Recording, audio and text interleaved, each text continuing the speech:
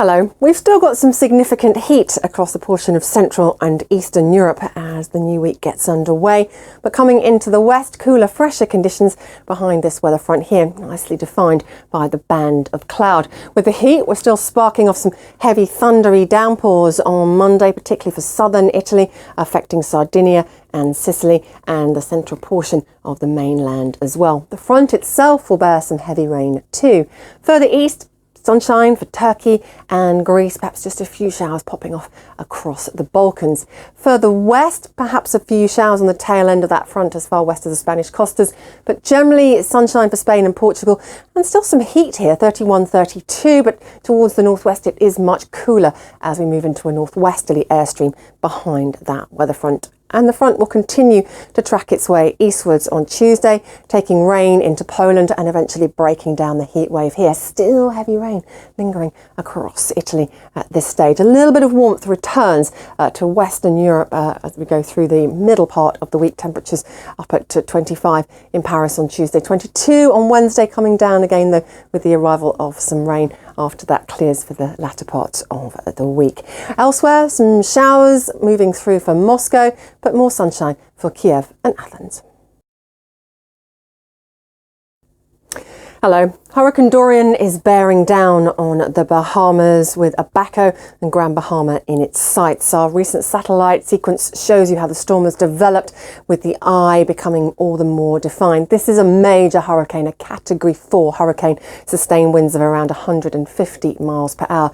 It's where this system goes though once it pulls away from the Bahamas through the early part of the new week that is posing some forecasting headaches. Now it looks like the centre may stay offshore from Florida, run further north and clip into Georgia and the Carolinas. Of course though, Florida still likely to be affected by the winds around the periphery of the storm and still torrential rain to come, but it's worth keeping up to date with the forecast because it is changing from model run to model run. It is a very tricky situation to pin down. The outer bands of the storm though feeding a lot of wet weather generally into the southeast of the US already on Sunday. Further west, and we're talking about building heat out of Nevada, extending as far north as Utah and into Colorado in the coming days. Here's a look at our outlook for some of the major cities. We've got some sunshine to come in Vancouver and Seattle in the next few days, and a little bit of patchy cloud for San Francisco and Los Angeles, but a lot of fine weather along the west coast. Some showers though to start the new week for Montreal and New York, but back into some sunshine here for Tuesday.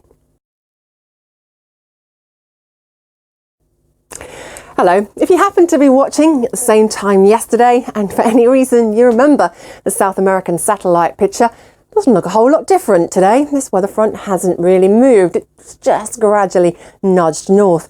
But it's a bit like leaving a tap running. If you keep the water coming, eventually you end up with a flood. And that could well be the case for parts of southeastern Brazil on Sunday and Paraguay. Showers even on the tail end of that system into Bolivia. To the north, more tropical showers for Venezuela and Colombia. We've got clearer skies for much of Brazil, but some cloud along the length of the east coast, and there's that more persistent rain, the contrast as we get down towards our weather front. Then to the south of the front, some unseasonably chilly air.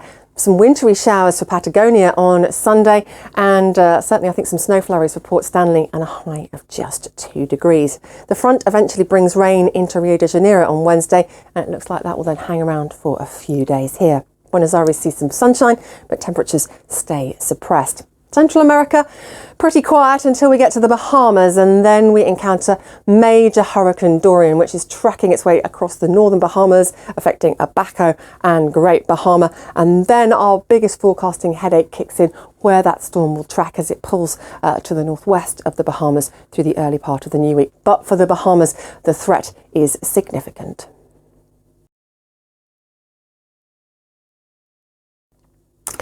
Hello. We've seen a definite increase in storm activity across the equatorial belt of Africa in the last week or so. These bright white masses of cloud you see here behind me are pulses of showers which actually originate off the Ethiopian highlands and track east to west. Some heavy rain, I think, for parts of Ghana, Senegal, Togo and Benin in particular through the early part of the new week. These pulses then push out into the Atlantic and actually are the seeds for our Atlantic hurricanes. So no surprise that the season is also showing signs of picking up.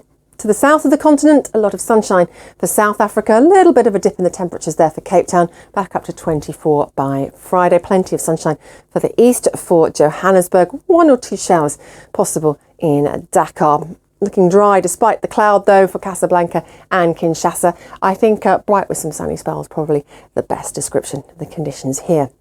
Faultless blue skies for much of the Middle East on Monday. That is until we get to the coast of Oman, and with an onshore feed of moisture, things could be pretty murky, particularly for Salalah.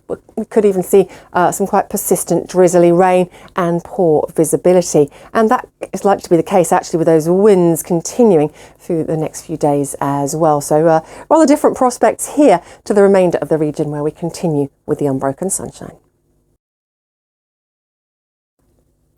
Hello. The monsoon remains very active across India at the moment, and if anything, a pulse of increased activity is forecast through the early part of the new week, with the rains developing in the Bay of Bengal, surging into Andhra Pradesh, and then gradually pulsing northwestwards towards Gujarat and Rajasthan. A little clearer towards the far northeast, but we can't rule out some showers for the likes of Assam and Meghalaya. It also looks very wet along the west coast, and some strong winds here off the Arabian Sea. Further north, we continue to see the rains across eastern Pakistan, but they are now gradually easing. Further north still, and we get to Kazakhstan, and it's unseasonably cold for Nur Sultan, behind a cold weather front, some patchy cloud around here as well. Temperatures also taking a dip in Almaty. A few showers possible in Islamabad, also for New Delhi, but definitely the wettest of the weather as we move down the west coast. If anything, perhaps a little drier for Colombo, but I think we will still see the odd shower on Monday, and then a closer look at some of that heavier rain pushing in to Andhra Pradesh. And here's our outlook. More showers for Mumbai, quite cloudy prospects for Dhaka, and showers, as I said, on and off for Colombo. Hopefully, though, the drier interludes a little longer now between the showers. More rain, though, to come for Delhi in the coming days.